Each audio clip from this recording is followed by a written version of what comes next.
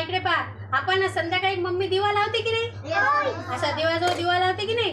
मग संध्याकाळी दिवा लावल्याच्या नंतर मम्मी जवळ जायचं, देवाजवळ जाऊन असे हात जोडायचे. जोडले हात, मग प्रार्थना म्हणायची. काय म्हणायचं? प्रार्थना म्हणायची. छान छान म्हणायची की नाही? मग सगळ्याजणी डोळे लावा.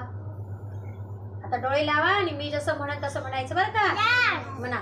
शुभं करोति कल्याणं आरोग्यं धनसंपदा शत्रुबुद्धि विनाशाय दीपक ज्योति नमस्तुते.